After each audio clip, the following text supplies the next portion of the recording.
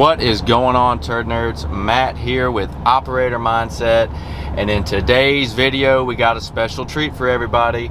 Yes, you may have guessed it, I'm on the road. I know that's a little different than the normal introduction to the videos, so that can only mean one thing. We are headed to do a plant tour in the great state of Georgia. Don't want to give away too much information yet. Super pumped about it. Been in conversations with the operators, text calls, great group of people, great group of operators. Super excited to show their plant off to you today and let them walk us through the process. If you are interested in this kind of content and you like these kinds of videos, make sure you are subscribed to our channel, Operator Mindset. Make sure you're liking the videos. All your support, guys, greatly helps me and the channel succeed and know what you guys want to see more of. So without further ado, let's hit the road. I'm gonna put this down before I wreck and we'll get into the video when we get there. Turd Nerd out.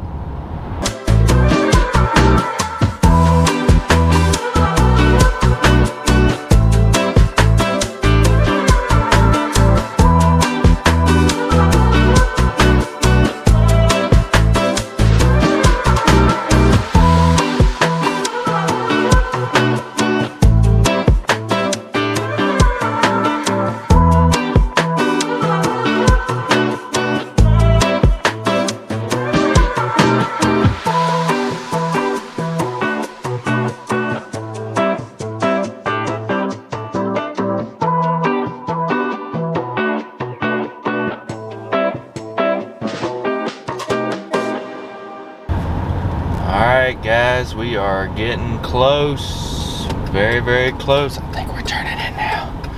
I'm so excited. Here we are, water pollution control plant.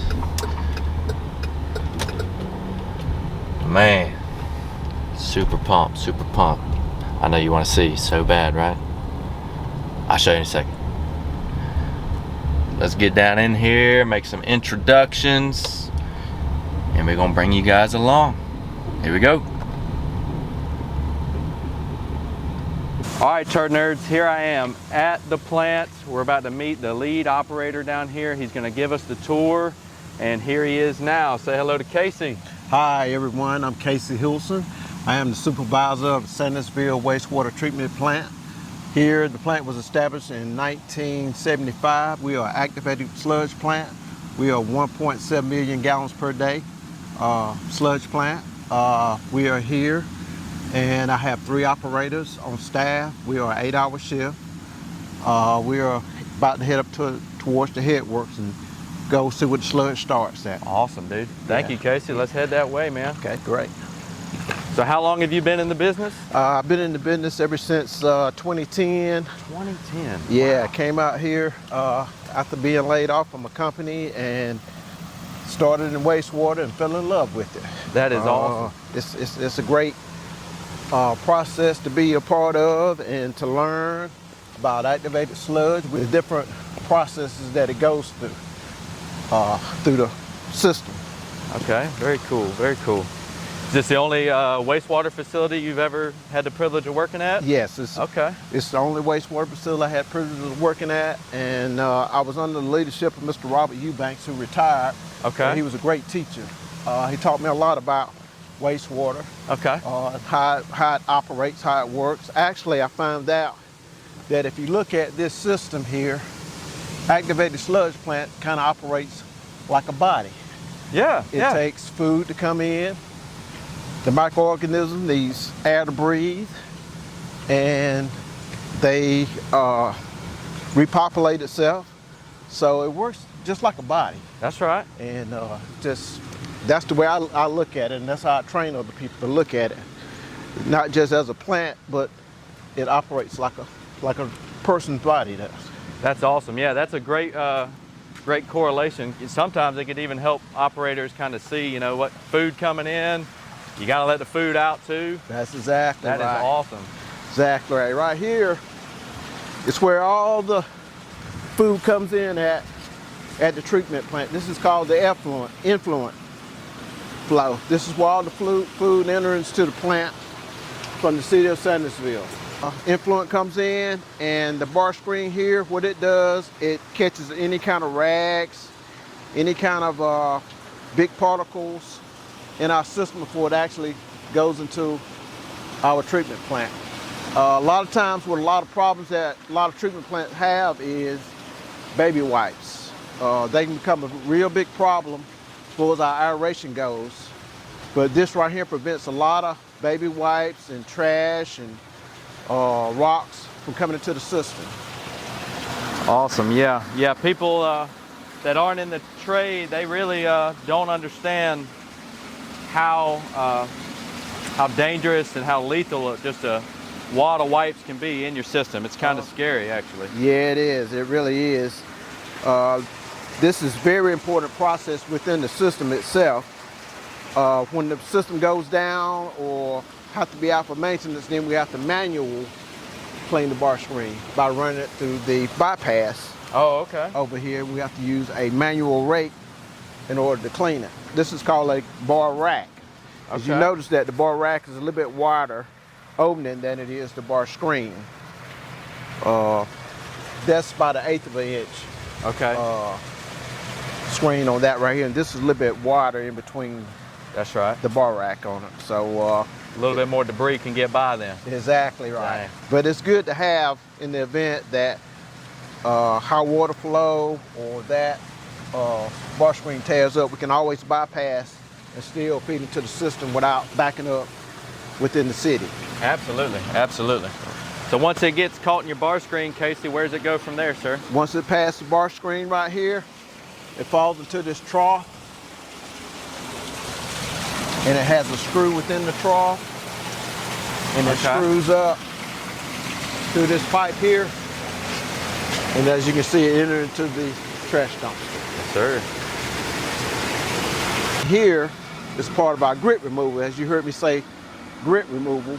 That's a lot of your sand, rocks, stuff that comes into the system here.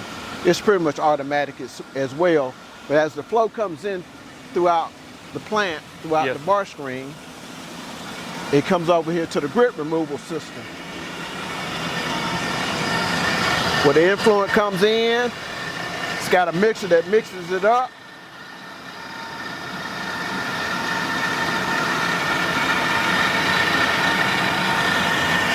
All your heavy grit and sand settles to the bottom. This pumps here picks up all the sand and grit, and it pumps it over to the grit screw. Okay. Or the cyclone, which is up top, which separates the water and the sand goes into the dumpster over there. As it leaves here, it comes from the grit removal system, and it hits this channel right here, if you can see.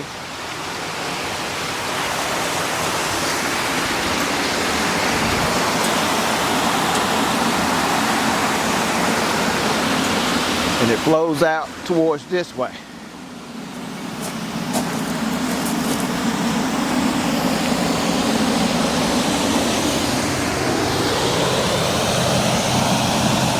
And this is what we call in wastewater the gray water.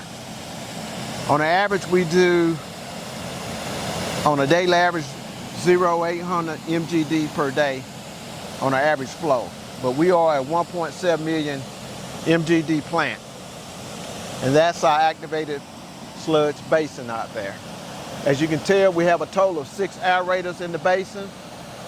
We only are running 4 because we try to maintain between a 2.0 and a 3.0 dissolved oxygen.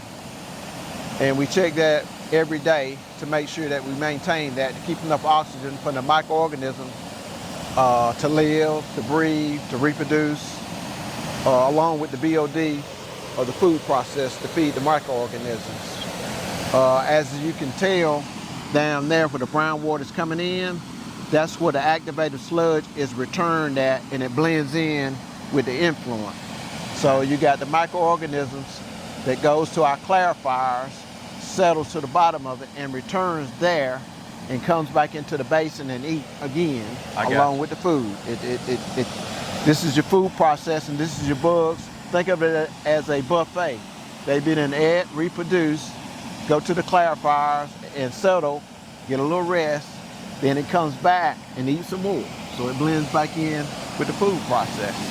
That's awesome. I don't think I've ever heard it referred to that way as a buffet. You know, I've always known it was food and called it that, but that's pretty slick. I like the way you said that, sir. Yeah, it's a buffet, that's right. Yeah, they returning, and as they return, they eat again, they grow, they reproduce. And we try to keep, maintain settable solid part in our basin around about 4,500 milliliters of settability in it. That's a good solid to maintain in that basin. Yeah. You get any higher than that, 46, 4,700, we do what we call wasting. That means we remove some of the sludge from our clarifiers into our digester tank. So in other words, if the stomach gets kind of full, we can kind of release some out the stomach into the digester tank. That's right. Somebody's going to the bathroom to release it. There you go. Dropping a number 2. There you go. That's it. That's it. That is it. One more thing about the influent, Casey. So are y'all all residential, or do you guys have like any kind of industries or anything coming in? Sure, we domestic, and we have a couple of industries that dumps into our system. We have a Trojan battery company that they treat their own water, but they do release it into our system, and they try to maintain their pH to be sufficient with ours. Our range between a 6.0 and a 8.0 range, and they help us out a lot by maintaining whatever they dump into our system. 100%. Also, we have a trucking company, because we are part of the kaolin industry. Sometimes they bring in lime, or they might bring in alum. Alum is a process or a chemical when they wash out their trucks, and it dumps into our lift station system because they're close to the city. Sometimes that try to lower our pH coming in. Alum normally lowers it. But what we do is try to supplement it with some, we call it soda ash. Hydroxide. Absolutely, It kind of helps raise the pH up on it. But on the average, this right here is a great design plant that was built back in 1975. They upgraded it in 2020.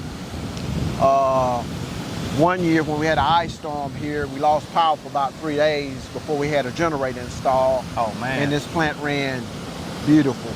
The thing about activated sludge plant is that even though your aerators might go off, all your settables settle to the bottom, and all your clear water flows out to the clarifiers. And we treat our water with chlorine gas, and we take the chlorine out with sulfur dioxide. So even though the plant is down and clear water is still flowing through, we're still treating it, and the water's still clear. That's right. And You're it's safe not for the releasing environment. anything. That's right. Nothing bad in the environment. How about septage, leachate? You guys take any of that stuff here? We do take septic. We got about 4 vendors that comes in. They don't come in every day. On average, they may be about 1,500 to 2,000 gallons on their tanker trucks. They are great about communicating with us. That's awesome. When they come in. If I have any kind of trouble with my Headworks, if it kick off, or if they sludge too thick, they're good about communicating with me. That's awesome. And so we got some great vendors that comes in here. Leachate, we don't get a whole lot of. We try not to. Every plant works a little bit different. This plant here, we tried it once upon a time. And leachate, because all the different impurities that's in leachate upsetted our microorganisms. Understandable. And kind of got our plant off track. So we had to discontinue receiving leachate. Hey man, that's awesome though. That's But awesome regular septic sewage works great. You know, it's like extra food. That's right. That comes into the process. Extra food. It's like having crab legs when you had the buffet, right? Yeah, that's exactly right. That's awesome. Well, Exactly Casey, right. let's walk out here and get a little bit closer look, man. Sure.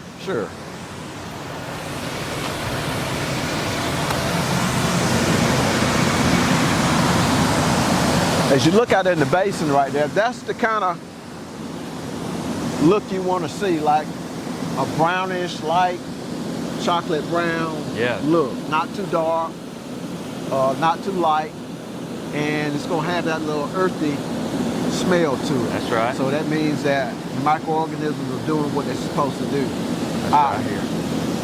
We are aerating with 30 horsepower aeration out here within the basin.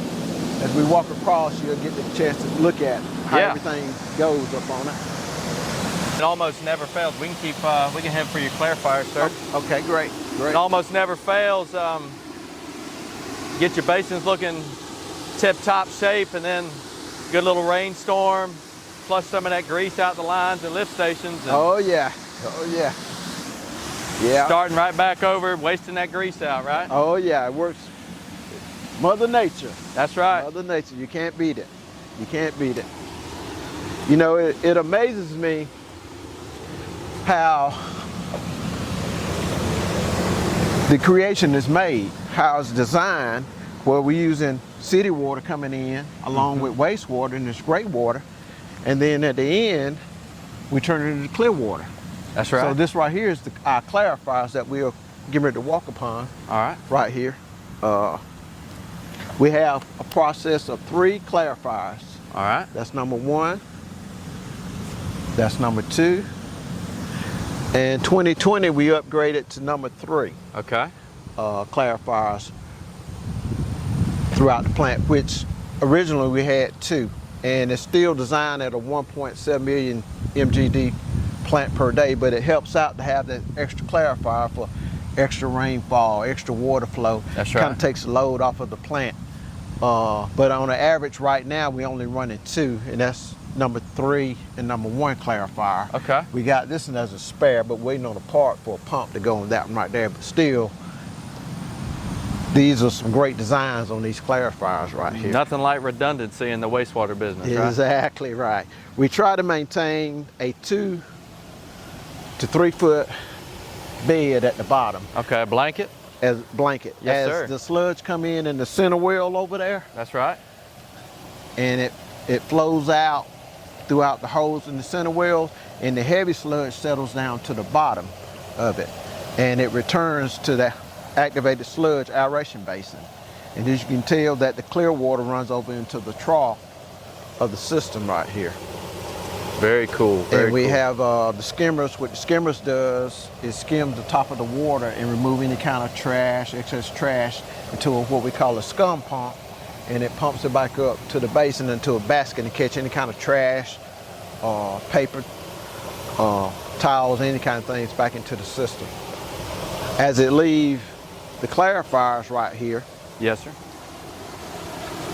we inject liquid chlorine gas into the system. All right, yeah. All 3 of the clarifiers flows into this center sewage thing right here with the clear water out of the trough. Oh, okay. And it's injected right here with liquid chlorine. Wow, okay. And we try to keep it around about 0.15, treating the chlorine going off of the clear water that comes That's off the clarifiers. And that's something you guys test every day? Every day. That's We right. test it every day. We're a 7-day work day where we come in on the weekend and make sure everything's pumping, nothing's kicked off, That's check right. the pH, make sure everything is clean and safe for the environment. All right. So Casey, chlorine is your disinfection. So how are you guys dechlorinating? The way we dechlorinate is over here, which is the sulfur dioxide Okay. part of it, and this is called the contact chamber. This is the final part of the system what flows before it flows out to the creek. Okay. Here we have dividers or weirs built into the contact chamber. Yes, sir. And this is where the flow comes in at. By the time the flow comes in right here, it's already got the chlorine already added into it from all 3 clarifiers. Okay. Got 1 line that runs in here. And it's got the chlorine already added into it. And it goes like a maze to do the retention time, give enough time for the chlorine to kind of activate and kill any kind of bacteria that's within the water. So that's the purpose of your baffle system there, is to provide that contact time with the chlorine and your wastewater. That's correct. That is correct. That is correct. Very cool. And as it flows through, we got sprayers on it. That kind of helps, you know, a little bit with any kind of floaters or trash that might be on top. That's right. Help it on along. That's exactly right. And at the end right here, this is where we pump in sulfur dioxide Okay. liquid gas. And this is the final flow of the effluent flow. And then it injects that gas in and it goes out over this weir. This is a 3-foot, 32-inch weir that flows overflow. This is what your clear water produce. We go from brown water to clear water. That's awesome. And as it leaves here, it goes out to a creek over here. All right. To a natural creek over there where you see that sign at. Okay, yeah, I see it over there. And it flows out to a natural creek, to a branch, and it goes maybe out. We do a dissolved oxygen test on the water about 12 miles out to make sure that the dissolved oxygen is safe for the environmental, fish, animals, whoever drinks out of That's right. the creek part of it. Okay, very cool, very cool. So we covered how you guys are treating. You got an activated sludge process. You go through your screening first. Once it makes it through that process, we hit our clarifiers. Y'all got 3 separate clarifiers here. After that solids settle and then that clear water rises, it comes over for chlorination, goes through your contact chamber here, and then gets dechlorinated. When y'all dechlorinate, what's that ratio? Is it a 1 pound? If it takes 7 pounds of Cl2, it's going to take that 8 pounds of the sulfur dioxide, correct? Correct. Okay. Correct. That's very cool. Correct. So with that bottom blanket, I know that's returning from your clarifier. How are you guys dewatering here? What we dewater is that we go on top of the digester tank right here. Yeah, let's go. And look at that. It's hard to beat these small plants, isn't it? Yeah, it is, man. I love it, though. I love it. Yeah. It's all about being out here and Mother Nature, just That's enjoying right. it. Just enjoying it as we finna proceed on top of the tank up here.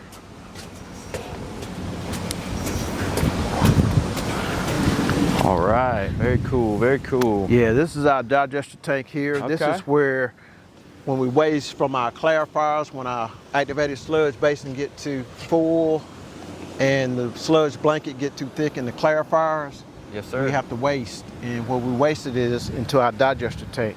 Okay. All the heavy sludge is wasted to the digester tank. We try to run a solid about 10,000 milliliters of sludge. Try to maintain that between 10,000 and about 25,000. Okay. And the way that we maintain that solid to be like it is, we do what we do with a dewatering system or Okay. decant. Decants, yes, sir. And what we do with decant is, a lot of times when you're wasting, you pump water and sludge over here together. That's right. And sometimes in order to thicken it up, because we want to keep at least 10% of sludge thickness in it, so we have to take the water off of the sludge sometimes. This is what we decant. We old school here, but this is how you, Hey, nothing wrong with that. how you decant.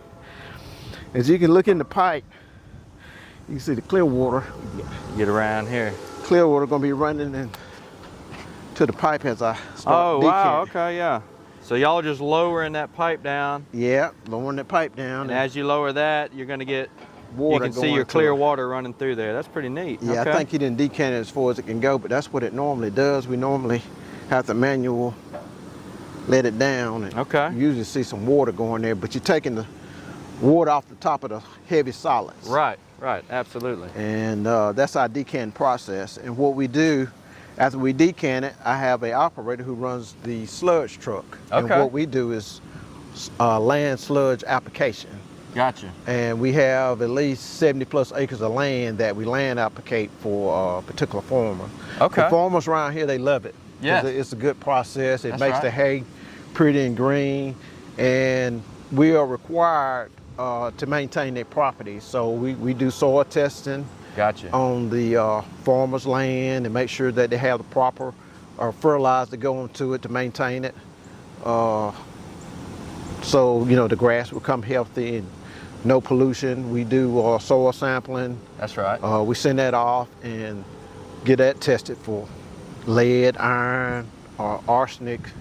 But so far so good, we're doing a good job. Our farmers, they love it. That's right. You know, they love for us to bring it out there to us.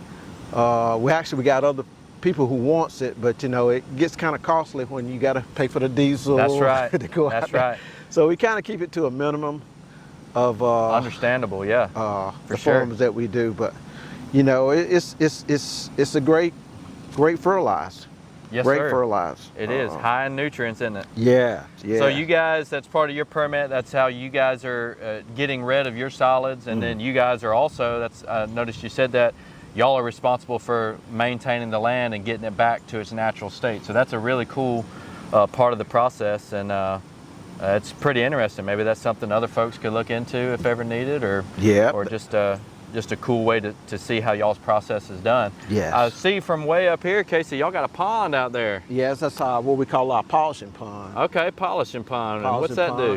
What it does, polishing pond out there does is it's kind of like an overflow, like we get high flow influent coming in. Yes, sir. We can bypass a little bit, or we have an overflow where too much water come in, it can bypass to the pond system down there. Okay. And it, you know, we got aerators out there, horizontal aerators that keeps the dissolved oxygen right on it. And we got pump station at the very end down there that as low flow comes to the plant during the summertime, we can slowly pump some of that pond back into the system and that is awesome. Retreat it again. Very cool. Yeah, that pond, having that pond as a backup or an application is just a huge blessing for those that have it. And then there's a lot of people out there, they wish they had something, just anything, just a puddle to dump it in, you know, when the rain's coming. So that's a very cool, perk of the plant, man. Yeah, yeah, we you know, we try to maintain it for the environment.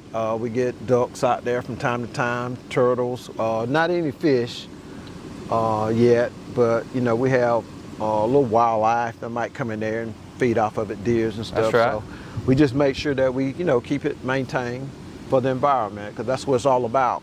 When you're working in wastewater, it's protecting the environment and protecting the people and the wildlife in it. 100%. You know, that's what we do. We are under the EPD Act, so we have to make sure that we're doing a job and we're doing it right. Hopefully the first time. That's right. You know, produce a quality product. That's what it's all about. Producing clear water. Quality product, quality work. Casey, I couldn't have said it better myself. Yeah. And I appreciate the plant tour, sir. Yes, sir. Guys out there, if you like this video, make sure you give it a thumbs up, subscribe to the channel, Operator Mindset. Casey, thank you so much, yes, sir. Yes, and sir. the City of Sandersville for letting us see your plant, for showing us your process. If you guys have any questions, make sure you comment below, and we'll see you on the next one. Turd Nerd out.